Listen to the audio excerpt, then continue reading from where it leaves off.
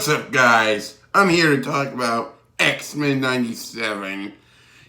It's such an awesome cartoon. The first couple episodes were great. I loved how the introduction of the first episode was an homage to the original opening of the original 92 cartoon. And then as the cartoon went along, there's so much drama. So much is going on between Cyclops and Jean, and then Magneto becomes the new leader of the X-Men, and then Gambit kind of starts to get jealous of Magneto stealing his girl, Rogue.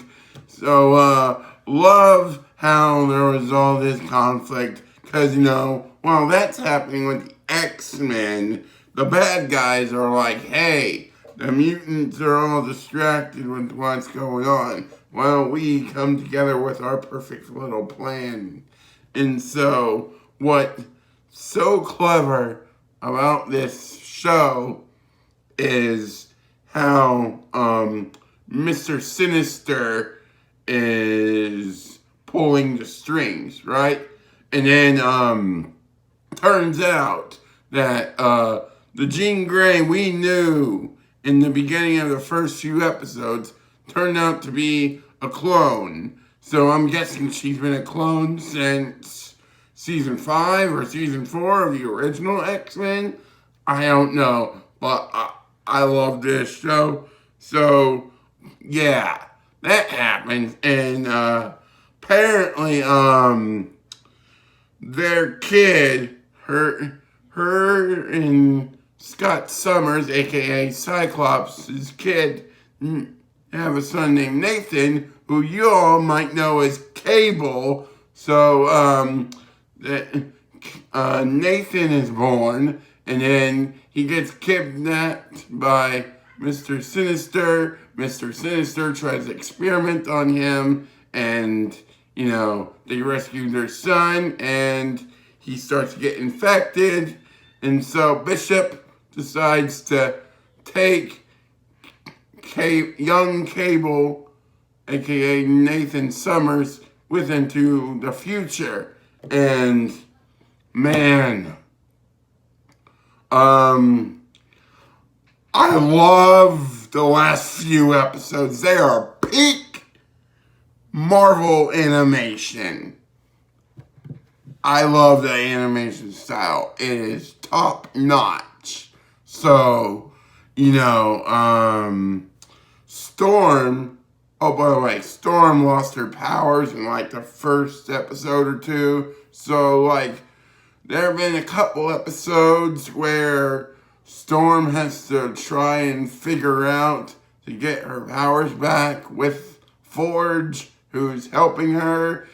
Yeah, the episodes with Forge and Storm were a bit rushed, but for the most part, this cartoon is awesome. So, Storm gets her powers back, which is great. And there's an episode which focuses on Professor X, which reminds you why Professor X is awesome and will take you to class and be your teacher and show you right from wrong.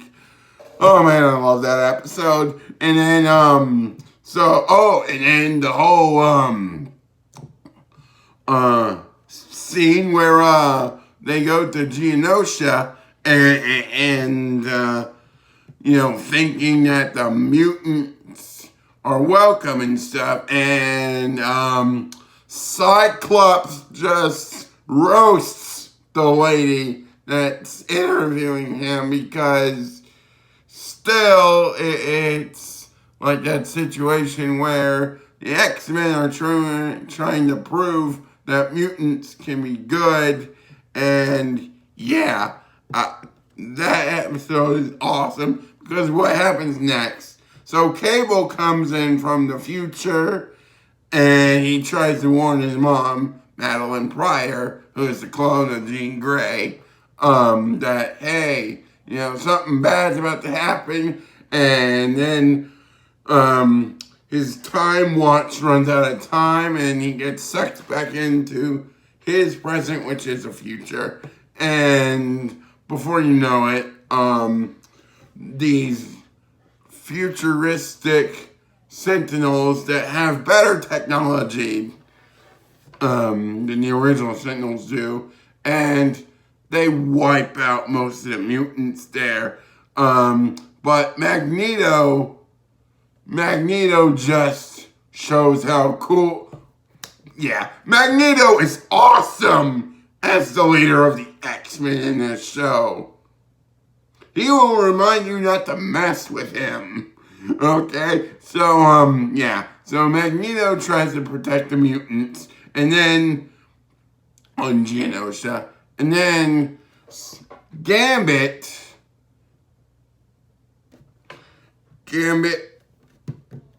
sacrifices himself to save his friends and the X-Men, and that was a gut-wrenching scene to watch. So then what happened last week? Awesome! So apparently there's this bad guy named Bastion, who I guess is the main Sentinel that was from the original X-Men cartoon, and the other Sentinel, who I can't think of right now. But yeah, Bastion was this awesome mastermind. I love how he, okay, so like at the end of that episode, he tells Mr. Sinister, yeah, you're a joke because you're villains of the past, where I have evolved. Yeah, so in that episode, Rogue is, goes full beast mode in this episode. Yeah, she crosses the line. She breaks a few rules in this episode. And then Captain America shows up, which is awesome. And I'm getting the vibe we might get an X-Men Avengers crossover. Anyways, yeah, Rogue's like, okay, yeah, no, you're not wanting to help the way I want you to. So she takes Captain America's shield, jumps up in the air, and throws it into the icy mountains, which will take Cap a while to get his shield back. And then, so Rogue ends up trying to go to the guy that worked with Gulliver Trask, right? And, she tries to mind read him with her powers, and instead, she has this big nightmare, and then she wakes up, and Nightcrawler is there next to her, and then she's with the other members of the team of the X-Men, and then they find Trask, and they all discover this super high technology that's light years ahead of the current technology, which is something Beast points out. They find Trask. Trask is about to fall off a building, jump off a building, and then Rogue prevents him from falling, right? And then he says, there's nothing I can do, or something like that. And that's when Rogue breaks another rule by dropping him, and he falls, and then and the team, half the team's like, okay, is this what we do now? And Wolverine says, she did the thing we wanted to do, and he pops out his claws. And then, before they know it, apparently, Trask is now a Sentinel. So, yeah.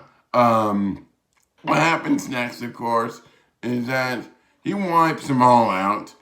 They're about to lose when all of a sudden, Cable returns, and then,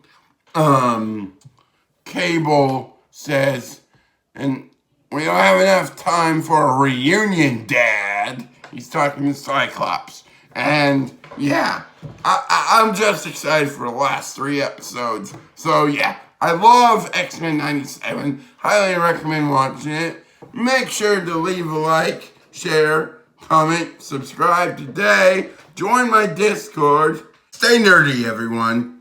Bye.